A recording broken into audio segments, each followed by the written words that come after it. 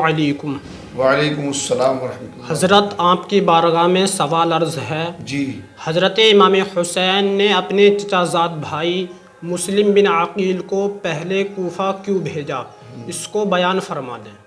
الرحمن الرحیم، لک الحمد یا اللہ، صلو علی الحبیب صلی اللہ تعالی علیہ وآلہ وبارک وسلم، صلاۃ و سلام علیک یا رسول اللہ صلی اللہ علیہ وسلم۔ معزز سامعین و ناظرین، اسلامک سوال جواب چینل کے جملہ ناظرین کی بارگاہ میں عریضہ پیش کرتا ہوں کہ آپ ہر روز ہمارے اس چینل کو بڑی محبت کے ساتھ نواز رہے ہیں، اور تاریخ کربلا سوال و جواب کی شکل میں آپ سن رہے ہیں۔ اللہ کی بارگاہ میں دعا کرتا ہوں، مولا مجھ کو صحیح بیان کرنے اور آپ کو اس کے سننے اور ہم سب کو اس پر عمل کرنے کی توفیق رفیق عطا فرمائے۔ ابھی آپ نے سوال کیا، اور آپ جو کلپ بن رہی ہے تاریخ کربلا پارٹ 4 یعنی چوتھا بھاگ ہے، 3 بھاگ میں آپ کو پہنچا چکا ہوں۔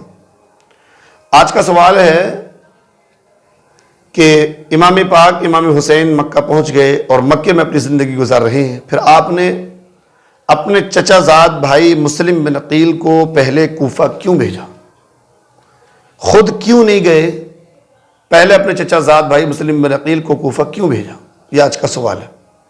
آپ ہمارے اس چینل سے بنے رہیں، کلپ کو لاسٹ تک سنیں تاکہ آپ کو اس کا جواب بآسانی سمجھ میں آ جائے اور آپ دوسروں کو سمجھا سکیں، بتا سکیں۔ محترم حضرات، گزشتہ کلپ میں، اس سے پہلی کلپ میں نے آپ کو بتایا تھا کہ امام پاک امام حسین مکہ معظمہ میں 4 مہینہ رہے۔ امام پاک امام حسین شعبان کے مہینے میں مکہ المکرمہ اپنے گھر کے افراد کے ساتھ پہنچ چکے تھے اور بڑی امن و امان کے ساتھ اپنی زندگی گزار رہے ہیں۔ لیکن کوفے کے لوگوں کو معلوم ہو گیا تھا، اور کوفہ کون سی بستی ہے؟ کوفہ وہ جگہ ہے جو مولا کائنات علی مرتضیٰ کے زمانے سے ہی شیعان علی اور محبان علی کا مرکز تھا۔ اب کوفے کے لوگوں نے کو جب معلوم ہوا کہ ہاں حضرت امام حسین نے یزید کی بیعت سے انکار کر دیا ہے، عبداللہ بن زبیر نے یزید کی بیعت سے انکار کر دیا ہے،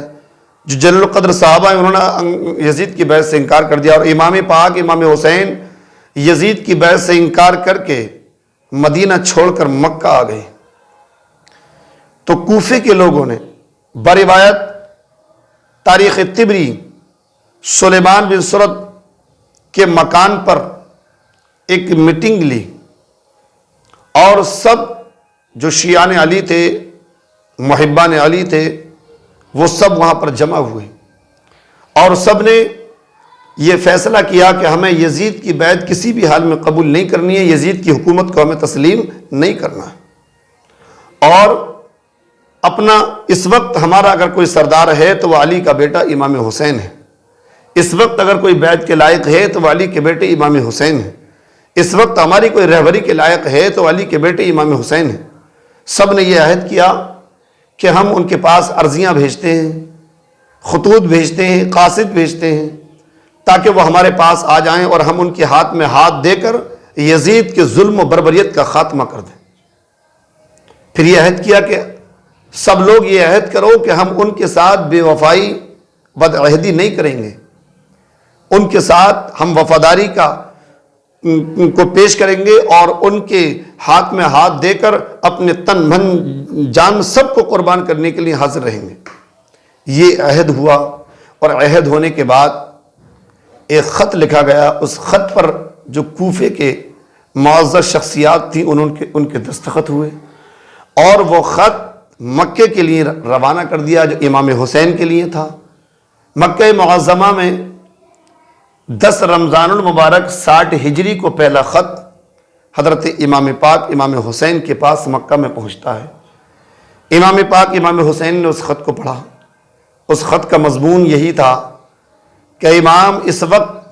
آپ ہی بیعت کے لائق ہیں، آپ ہی ہمارے سردار ہیں، آپ ہی نبی کے دین کے وارث ہیں، آپ کی ہم بیعت کریں گے، آپ آ جائیں، ہم نے یزید کی بیعت کا انکار کر دیا، آپ آ جائیں گے تو تمہارے نانا مصطفیٰ علیہ السلام کا جو بنایا ہوا نظام تھا وہ نظام برقرار رہے گا، ہم یزید کی حکومت سے ہمیں خطرہ ہے کہ اس سے دین کو خطرہ پہنچے گا۔ اور چونکہ یزید بادشاہ بن چکا تھا اور یزید بادشاہ بننے کے بعد اس کی حکومت سے اس کی بادشاہت سے دین کو خطرہ تھا، تب کوفیوں نے کہا کہ امام آپ آ جائیں گے تو آپ کے ہاتھ میں ہم ہاتھ دے دیں گے، آپ ہی بیعت کے لائق ہیں، آپ ہماری عرضی کو قبول فرمائیں، ہم نے یزید کی بیعت سے انکار کر دیا ہے، جو وقت کا گورنر ہے کوفہ کا، ہم اس کے پیچھے نماز تک نہیں پڑھتے ہیں چونکہ وہ گورنر بنایا ہوا یزید کا ہے۔ میرے دوستو، یہ عرضی امام پاک کے پاس آئی، پھر ایک عرضی آنے کے بعد 2 دن میں ہی تقریباً 53 عرضیاں یک کے بعد دیگر آپ کے پاس پہنچ گئے خطوط۔ امام پاک خط پڑھتے رہے اور خط کو رکھتے رہے اور غور و فکر کرتے رہے کیا اس کا جواب دیا جائے۔ اس کے بعد یہاں تک کہ امام پاک امام حسین کے پاس تقریباً 150 خطوط آ گئے، 150 خط آ گئے۔ جب آخری خط آپ کے پاس آیا تو امام پاک امام حسین نے ان کو جواب لکھ دیا اور جواب میں یہ لکھا کہ آپ کے سارے خطوط میں نے پڑھ لیے ہیں، آپ کی عقیدت و محبت کا لحاظ رکھتے ہوئے میں اپنے چچا زاد بھائی مسلم بن عقیل کو، جو بہت ہی معتبر ہیں، بہت ہی سمجھدار ہیں، بہت ہی قابل احترام ہیں، میں ان کو آپ کے پاس بھیج رہا ہوں۔ آپ ان لوگوں نے وہاں کے حالات کو دیکھ کر مجھے خط لکھ دیا کہ بھائی یہاں کے حالات سازگار ہیں تو میں بہت جلد تمہارے پاس آ جاؤں گا۔ یہ آخری خط کے جواب میں امام پاک امام حسین نے کوفے والوں کو یہ خط لکھا۔ اب جو آپ نے سوال کیا کہ امام پاک امام حسین نے اپنے بھائی مسلم بن عقیل کو کوفہ کیوں بھیجا، اس کی وجہ کیا تھی، تو اس کا جواب حضور صدر الافاضل مفتی نعیم الدین مراد آبادی علیہ رحمۃ و رضوان نے اپنی کتاب سوانح کربلا میں اس کو لکھا اور بڑے اچھے انداز میں اس کا جواب دیا۔ حضور صدر الافاضل لکھتے ہیں اگرچہ امام کی شہرت مشہور تھی اور کوفیوں کی بے وفائی بدعہدی کا تجربہ پہلے ہی سے ہو چکا تھا، مگر جب یزید بادشاہ بن گیا اور اس کی حکومت و سلطنت دین کے لیے خطرہ تھی، اس وجہ سے اس کی بیعت ناروا تھی، اس کی بیعت ناجائز تھی، اور وہ چاہتا تھا طرح طرح کی حیلوں اور تدبیروں سے یہ چاہتا تھا کہ سب لوگ میری حکومت کو تسلیم کر لیں، میری بیعت کو قبول کر لیں، میری حکومت کو مان لیں، میرے ہاتھ میں اپنا ہاتھ دے دیں۔ لیکن کوفیوں نے اس کے باوجود برجستہ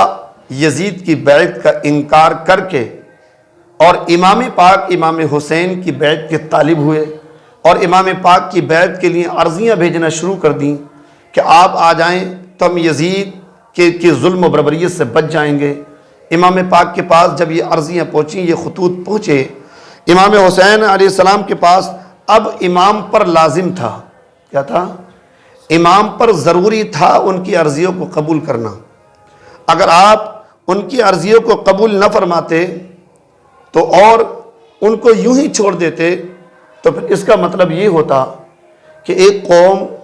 ظالم اور جابر بادشاہ سے بچ کر جو بیعت کا مستحق ہیں، جو بیعت کے لائق ہیں، جو سردار بننے کے لائق ہیں، اس کی پناہ میں آ رہی ہے، اور وہ قوم اس سے بیعت کرنا چاہتی ہے اور وہ ان کی بیعت سے راضی نہیں، ان کے پاس جانے کو راضی نہیں، ان کی عرضیوں کو قبول کرنے کے لیے راضی نہیں، تو اس کا مطلب یہ ہے کہ وہ یہ چاہتے ہیں کہ وہ اس قوم کو ظالم و جابر بادشاہ کے ہی حوالے کرنا چاہتا ہے۔ اور امام پاک کے پاس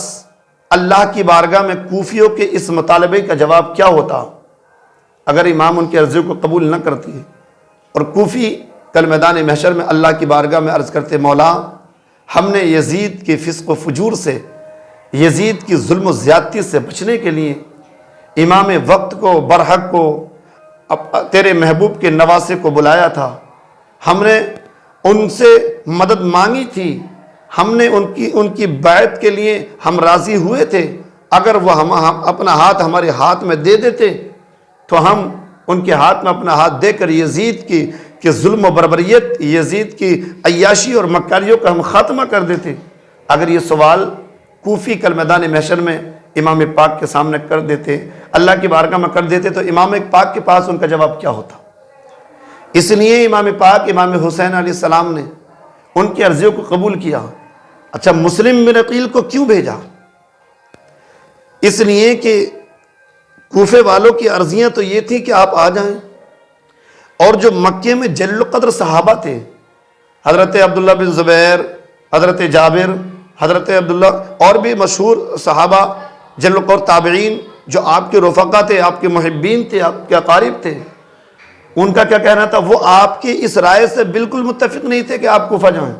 یا آپ کوفہ کسی کو بھیجیں۔ وہ یہ کہتے تھے امام، کوفے کے لوگوں نے آپ کے بابا کے ساتھ بدعہدی کی، کوفے کے لوگوں نے آپ کے بھائی کو زہر دے کر شہید کر دیا، کوفے کے لوگ بے وفا ہیں۔ ادھر ان کی نظروں میں آپ کی جو شہادت کی شہرت تھی وہ بھی تھی، کہیں ایسا تو نہیں ہے یہی سفر امام پاک کا شہادت والا سفر ہو، کہیں ایسا تو نہیں ہے اسی وقت امام پاک کی شہادت ہو جائے۔ تو جو صحابہ تھے، جو جلیل القدر آپ کے عزیز و قارب تھے، وہ کیا کہتے تھے؟ نہ جائیں۔ اور کوفے والوں کی عرضیاں کیا کہتی ہیں؟ کہ جانا ضروری ہے،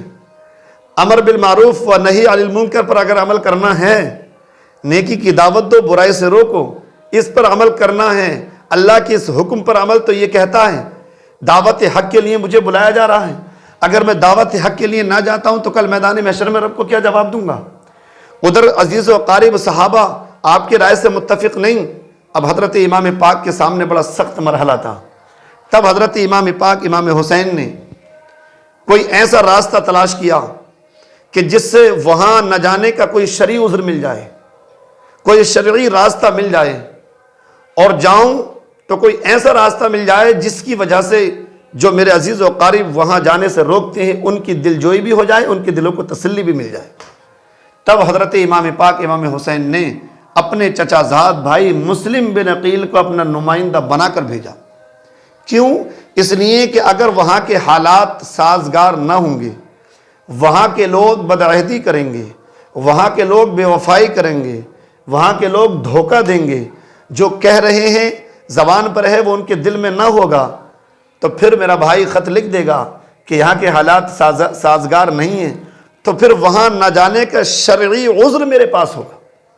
جس کو میں اپنے رب کے بارگاہ میں پیش کر سکتا ہوں، مولا میرے سامنے شرعی عذر یہ تھا۔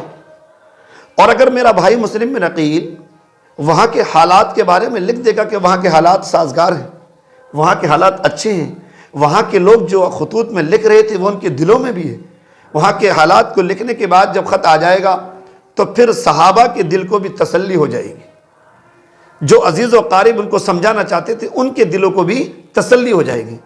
تو صحابہ جو جلیل القدر صحابہ تھے، آپ کے عزیز و قارب تھے، تابعین تھے، آپ کے محبین تھے، ان کے دل کو تسلی دینے کے لیے اور شرعی عذر تلاش کرنے کے لیے امام پاک امام حسین نے اپنے بھائی مسلم بن عقیل کو پہلے، آپ کے سوال کا جواب رہا، پہلے کوفہ بھیجا تاکہ جو میری رائے سے اتفاق نہیں ہے ان کا بھی میرے رائے سے اتفاق ہو جائے، اور اگر وہاں کے لوگ جو خط میں لکھ رہے ہیں وہ اپنے خطوط پر قائم و دائم ہیں تو پھر میں جاؤں، اور اگر خطوط پر قائم و دائم نہیں ہے تو نہ جانے کا شرعی راستہ، شرعی عذر مجھے مل جائے۔ فقط والسلام، یہ انشاءاللہ تعالی ہم اگلی کلپ میں یہاں سے آگے کو بیان سنائیں گے۔ اللہ تعالی ہم سب کو، آپ کو سلامت رکھے، آپ کے کاروبار روزگار برکت نازل فرمائے، فیضان امام پاک سے ہم سب کو مالا مال فرمائے، آمین۔ السلام۔